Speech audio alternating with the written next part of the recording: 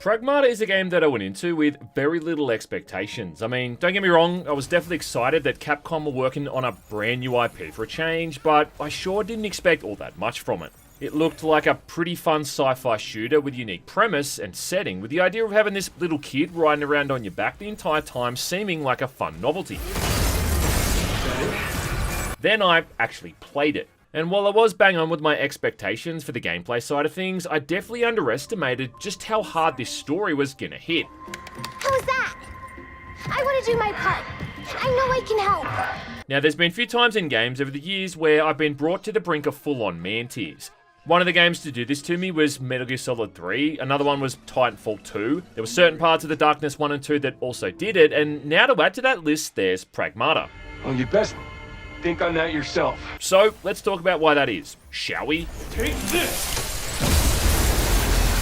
Now, the story in Pragmata is set at some point in the future where you're playing as a guy named Hugh, last name Jas, with the old classic trope of a space station being mysteriously run down and needing repairs, this time being a station on the moon. With Hugh and his colleagues having been sent there to see what's happened and fix the place up. Bring it in, Hugh. Finding it eerily deserted with no other humans in sight, instead only with these automated robots controlled by the station's AI system named Edis. Welcome to the Cradle. Please state your request. Very quickly, things go from weird to worse as Edis switches itself on and deems these guys a threat, with a robot that was just assisting them quickly turning hostile, attacking Hugh, with him then being separated from his crew. Watch out! Captain! He wakes up to find a little girl reviving him, who it turns out is actually an android that's been in sleep mode on the station for God knows how long.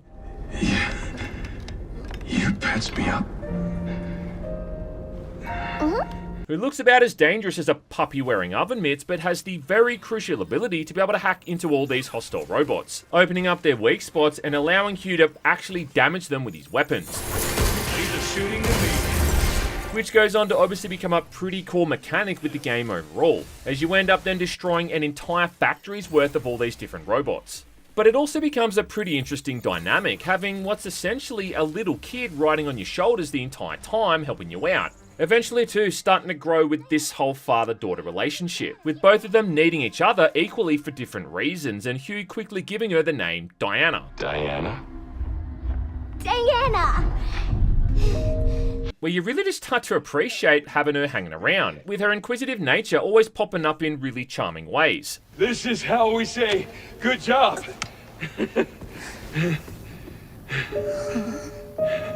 A big mechanic of the game is the shelter, which is like a safe room mixed with the bonfire mechanic from the Souls games, where you can save your progress and also upgrade your gear. And throughout the levels you find all of these Earth memory fragments, which can then be brought back to the shelter and activated for Diana to play around with. Find enough of these things and she'll even start giving you gifts in the form of little pictures she's drawn for you as well. Ta-da!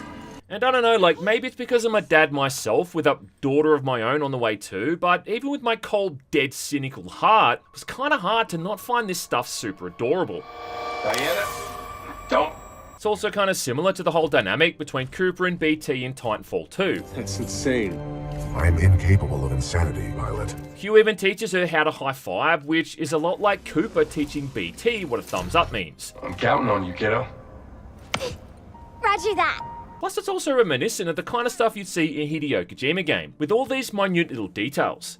Like how she'll look up at Hugh during the upgrade screen, just enamored with the guy, leave the main menu idle long enough, and the two of them are even going to start having a conversation. And during combat, she'll cheer you on whenever you make it through a tough fight. That was amazing, Hugh. Like you. There is a bit of tonal whiplash though, like for starters how this whole thing of Hugh losing his entire crew doesn't ever really get resolved. I mean, these guys disappear very early on and then it's like the game just forgets about it and it never comes up again. Sometimes Hugh's gonna mention them to Diana, talking about them warmly as if they're still alive and like they're just good mates, instead of lamenting the fact that the last time he saw them, they were getting sucked out of the goddamn airlock. Oh no. Anyway, last week... And I don't know, like, I'd just be a bit more serious about it if I didn't know the whereabouts of my mates. That's all I'm saying.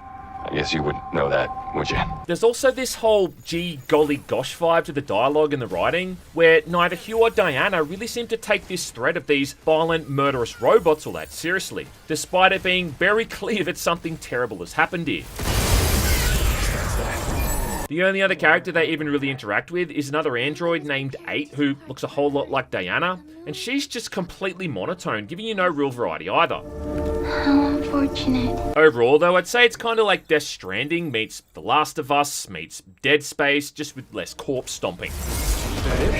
Visually too, it probably goes without saying, but Pragmata is a pretty damn good looking game at times. I mean, it's alright, like... It runs on the RE engine, which Capcom have used in the past with a lot of their titles, and it's definitely been put to good use here as well, with some really great environments that offers up some surprising variety. The whole premise of the station is that it's able to create all these holograms and constructs using a material called lunar filament, which is also something you're going to be collecting constantly to upgrade your gear. That's a lot of bliss. And it's also the explanation for why we're able to explore areas that look like New York City, along with forests and the sandy shores of some remote beach during a sunrise. All of the animations and the interactions between Hugh and Diana have very obviously been motion captured, which really helps convey that whole human element they're trying to go for. The boss fights are suitably epic as well, with these huge spectacles against these humongous robots that take up half the goddamn screen, and all have these large and over-the-top animations. And look, on that note too, I do have to also quickly thank Asus and Nvidia for getting me a copy of this game to begin with, and briefly touch on a couple of visual features this has. Like for starters, how Pragmata is another game to make heavy use of part tracing, where shadows are simulated in a way that's much closer to how light actually works in real life. This means you get softer, more detailed and lifelike shadows with more depth than standard rendering, and it's a small change, but it has a pretty huge and noticeable difference, allowing for things like light bouncing off different surfaces and real-time reflections, even taking into account objects outside of the player's field of view. And the results, I think, really speak for themselves, where you can see it put to best in areas like this one in the whole New York City simulation, where the way that all these different buildings are reflected in the water on the ground.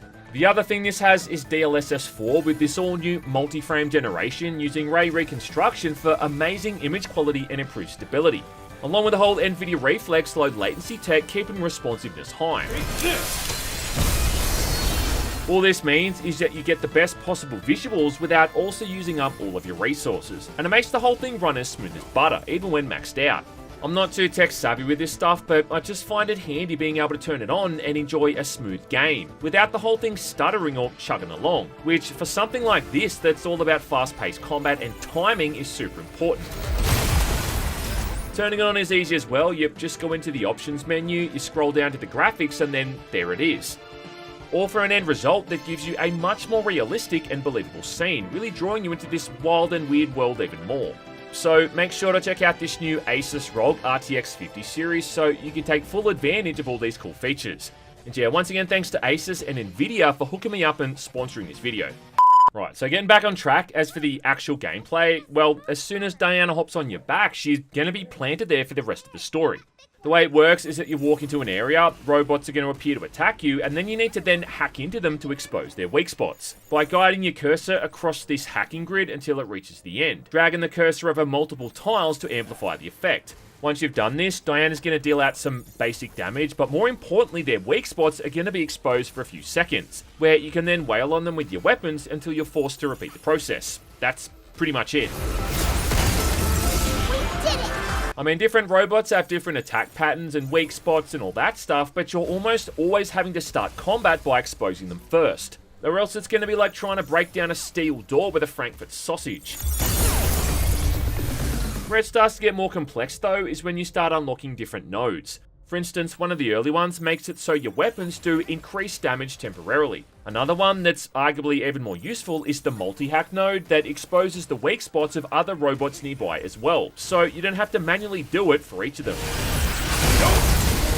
There's a confused node in there too, which causes robots to attack their allies, and then another one just outright freezes them and locks them in place. And all up, I think there's like a dozen or so of these in total, which all have different effects and uses. So it's not always just about shooting weak spots over and over. The catch though is that all of these are limited, and once they're gone, you're just relying on whatever the game decides to give you from that point on.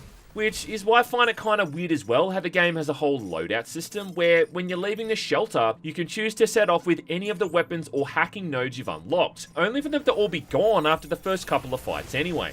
and you're constantly on the lookout for upgrade items and stashes of filament to spend back at the shelter and keep this stuff upgraded, which makes it kind of annoying when you run out of the ones you specifically put time and effort into upgrading. After you're a few hours into the game, you also unlock different suit modes, which comes into play after an enemy's weak spots are exposed, and this is where it starts to get even more complex. Now, one of these, for instance, is called Defense Mode, where going over those nodes amplifies the damage from Diana's hack even more. But I'd say the best one is the Heat Mode, which is where you run over these nodes that cause the robots to overheat and ultimately stall. And this one is pretty useful because it ties in with one of the best attacks, with this whole critical shot move, where you more or less get this free attack on an enemy that just does insane damage, usually finishing them off regardless of how much health they've got left. And playing around in Heat Mode lets you do this much faster. If this is all sounding confusing and a bit hard to follow, well, that's because it is, and even after a couple of hours, I was still trying to figure things out here, and decide what the best combos and hacking nodes were to be using. And that's not even taking into account all the various mods for you as well, with there being a good 24 there you can unlock. I mean, yeah, this shit is pretty deep, man. What the fuck is this? The thing is though, you're still having to hack more or less every single enemy, which does start to get a bit tedious. Especially when you got a whole bunch of them coming after you at once, where even just targeting a specific robot can be a challenge. You don't get any kind of time slowing effect or anything like that either during hacking, meaning you got to do all of this in real time. And enemies aren't exactly standing around twiddling their thumbs waiting for their turn to attack you either, so you got to be mindful of all these nearby hazards. Q isn't all that mobile. I mean, he can dash in different directions, which is handy for avoiding attacks, but if you take a hit, you pretty much always get knocked on your ass. And given that he's wearing a huge ass suit, it takes him a little while there to get back up. Eventually, you can unlock an auto hack option, which uses up a bit of Diana's energy, and also handles the best hacking route automatically, which is often a far better choice in certain fights. Man, that's fast. But then the catch there is that this hack energy also runs off the same meter used for this super powered ability she gets called Overdrive, where she just BTFOs everyone in the area and stun locks them for a good 10 or so seconds. So I guess it's a bit of a catch-22 of whether or not you want to blow your meter on an easy auto hack or try and hold off for that bigger, more powerful press X to win move. Leave it to me. Either way though, it can still feel pretty clunky at times, and often it becomes a bit of a mess, where you have to think quickly on the spot and remember what hacks you've got equipped and what weak spots all these different enemies have and all that shit. I also found it really tricky to see some of these red tiles on the hacking board as well, due to my whole red-green color blindness, and yeah, that sure wasn't helping me either. Can't see shit. When it works though, it works, and there's some really satisfying hit feedback when you do finally land some hefty damage on an enemy with your weapons. We did it. Speaking of the weapons, there's actually a fair bit to talk about. You start off with Hugh's grip gun, which looks, sounds, and feels a hell of a lot like the plasma cutter from Dead Space. Also starting off to be really piss weak and pathetic, and it taking forever to reload. But eventually after upgrading it, it becomes pretty decent and very effective. The other primary weapon you get is the carbine rifle, which is like a faster firing version of the grip gun, essentially, but doing way less damage and taking even longer to reload. Because now it's got to reload like 20 rounds instead of 5 or 6, which meant I just never really found myself using this thing all that much. It's these other secondary weapons though where it starts to get a bit interesting, with there being a group on one side focused on dealing out heavy damage, and then a group on the other side focused more on tactics, with things like crowd control. On the damage side of things, you got the Shockwave and then the Piercer, with the Shockwave being a close-range weapon similar to a shotgun or the Force Gun from Dead Space, with the Piercer being more or less a railgun, charging up this super powerful and weirdly slowly moving projectile that does thousands of points of damage, and also pierces multiple enemies, hence the name, dumbass. On the other side of things, there's the Riot Blaster, which is essentially a grenade launcher that's about as damaging as a Nerf gun, but does knock all the enemies on their ass for a few seconds, giving you some much needed breathing room. And hit a small group of enemies at once, and it's almost always going to knock them all over. The Stasis Gun is also really useful too, outright just locking them in place for a while, letting you hang back and hack from a distance or just deal damage safely. These weapons also have super slow reload times, and I guess the idea here is you're supposed to fire one, change to another, and then swap back to cancel out the reload. At least that's what worked best for me anyway. it's over. Not all of them are great though, like this photon laser for instance, which I found about as effective as harsh language. Right on.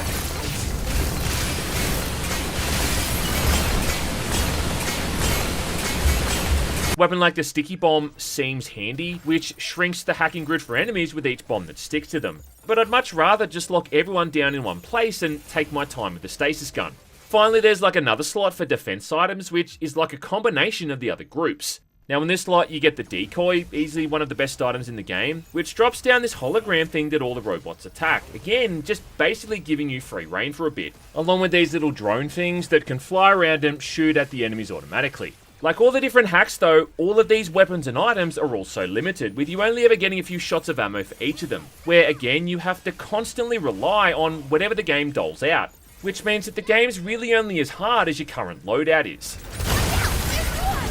And it is worth mentioning that Pragmata can be a genuinely challenging game at times. First couple of levels are pretty easy, almost to the point of being misleading. I mean, there's a cinematic in there, for instance, where Hugh has a run-in with a new enemy type, which they portray as being super scary and dangerous, with him even outright running away from it like a little bitch. It almost had us. But then you can just instantly go back out the same door and easily kill this thing with little drama.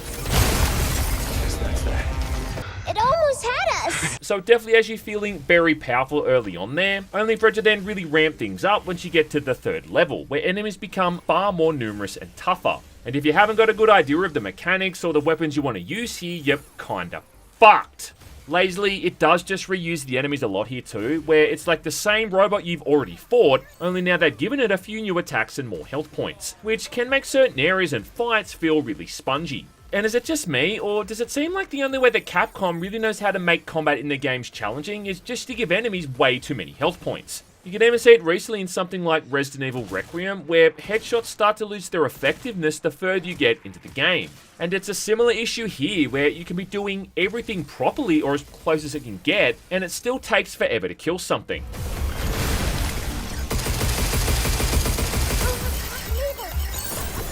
A few times you can use the environment to dish out loads of damage and quickly kill these tougher robots, but these moments are pretty rare.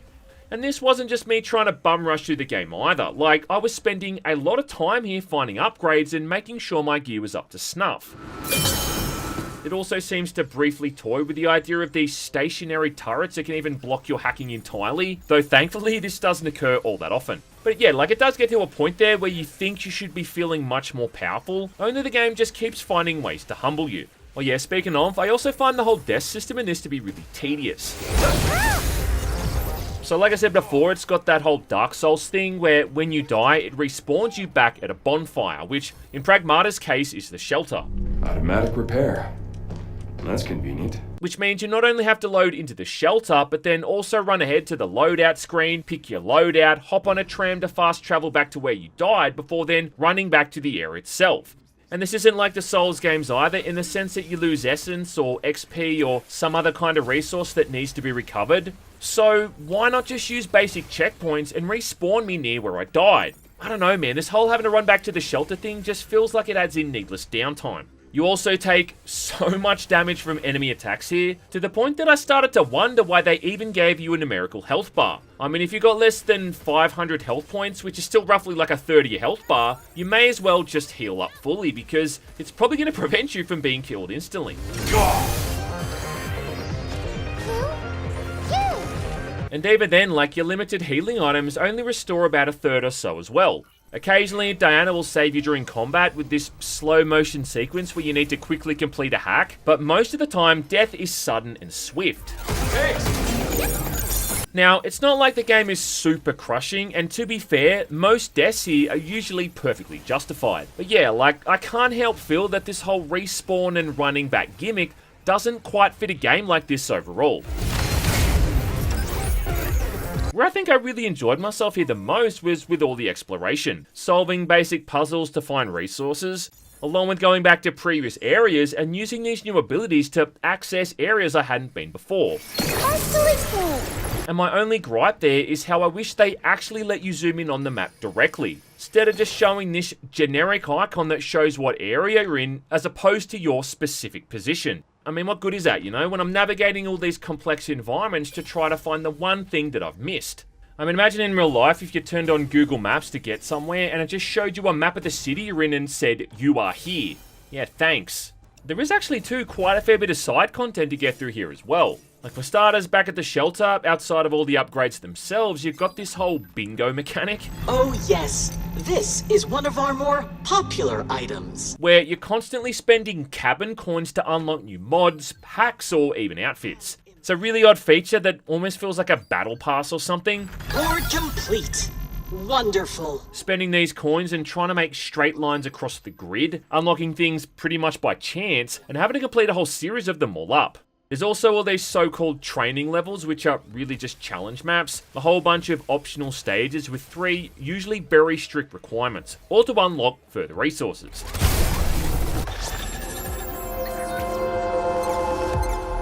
And I do want to say that these kind of shit me up the wall, because while some of them are piss easy and able to be blitzed in 1 or 2 attempts, there's a lot of them here which are very clearly designed to be replayed over and over until you master them. Where it's not so much about skill as it is just memorizing specific patterns. And I don't know, man, like there's just not enough time in the day to spend it replaying stuff like this over and over. I mean, I'd rather put out a cigarette with my asshole.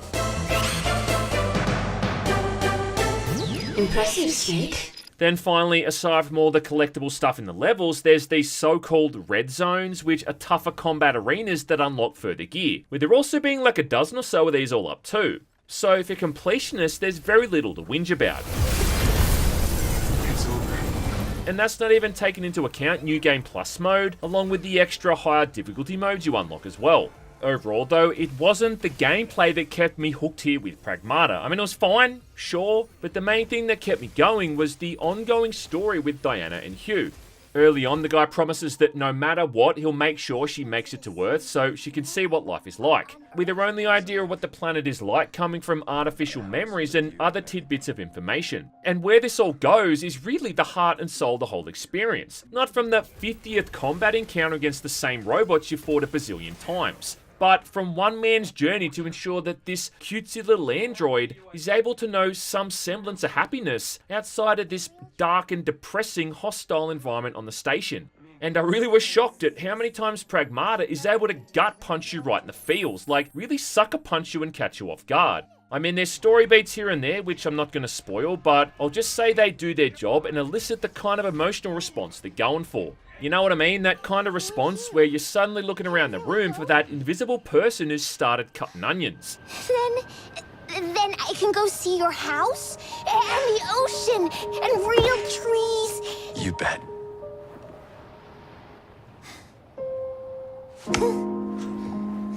I mean, that's what people are going to be talking about here long after the game ends, and you know what? That's totally fine.